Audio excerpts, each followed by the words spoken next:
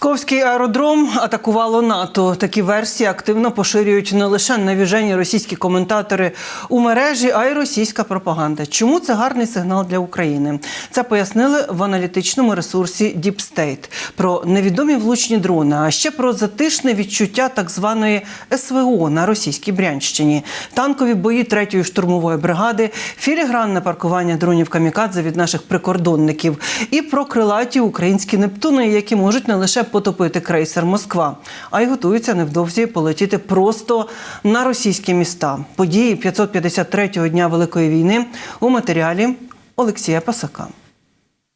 Москві час перевіряти сирени повітряної тривоги. Україна модифікувала власні протикорабельні ракети «Нептун» для стрільби по наземних цілях. І вже зараз дальність польоту «Нептуна» становить 400 кілометрів. Але ця цифра може стати ще більшою. Про це анонімні джерела в українській оборонній промисловості повідомили інтернет-виданню The Drive. Співрозмовник підтвердив і тезу, яку нещодавно озвучив головний редактор видання «Цензорнет» Юрій Бутусов. Знищення системи ППО С-400 на кримському мисі Тарган-Кут 23 серпня сталося саме завдяки модифікованому «Нептуну».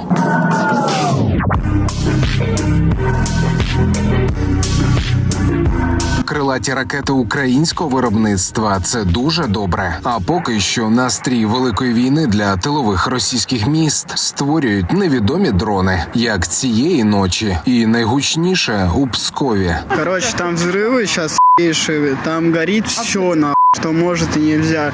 Горит, пи***ц. Боже, такой черный дым. Там сирен до жопы. Туда, наверное, уже машин 6 уехало. Кресты горят. Ну там нормально прилетело по крестам сейчас. Але, мабуть, не настільки нормально, щоб цими подіями зацікавилася державна пропаганда. Російські телеканали розповідають про довгу руку Вашингтона, африканські революції, потопи у Грузії, звісно, про ракетні обстріли України. Але от про пекельне фаєр-шоу на російських військових об'єктах чомусь сором'язливо мовчать. Утім, естафету істерики від екс-президента-замінника Медведєва перебирає на себе інший топ-пропагандист. Откуда был запуск? С Украины, что ли? Ага, сейчас. С территории Прибалтики? Уничтожить нахрен Прибалтику, если так. Стереть с лица земли! Ми вже неодноразово переконалися, що русняві пропагандисти вживають тяжкі наркотики, і це в черговий раз проявилося. Дуже добре, що русня не вірить, що ми на таке здатні. Нехай продовжує не вірити, якщо Росія хотіла війни, вона її отримує в повній мірі. Нехай ходять сонні, нехай ходять спокійні, нехай вірять, що російське ППО їх захистить, що російська армія їх захистить. Це все дуже прекрасно.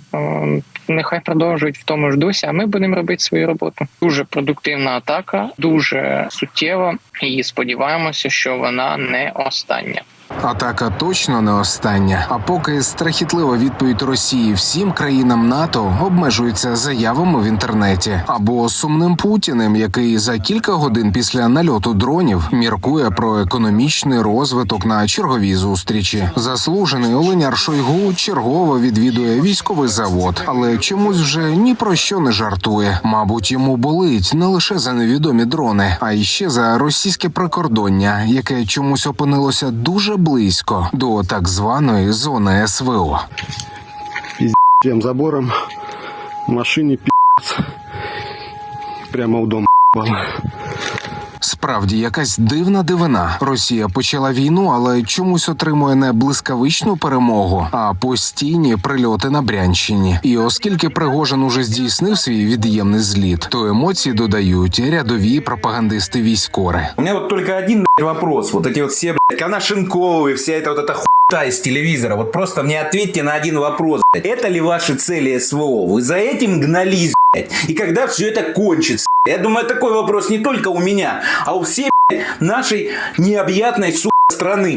Багато питань та мало відповідей. Хоча ні, відповіді на російську агресію є у першому мехбаті 3-ї штурмової бригади. Повідомляють, що на Бахмутському напрямку влаштували нічний бій за участі танків. Росіянам довелося тікати з позицій, щоб не побачити востаннє в житті український штурмовий загін. А бійці-прикордонники демонструють інші навички. Бойове паркування FPV-дрона просто у кузов російської вантажівки на повному ходу. Працює сталевий кордон. Чуть вище. Давай. Є! Ескадрон! Дякую. Димить, горить? Так. Олексій Пасак, 5 канал. Для того, щоб дивитися нас частіше, не пропускати новини, інтерв'ю і спецпроекти, зробіть 3 простих кроки.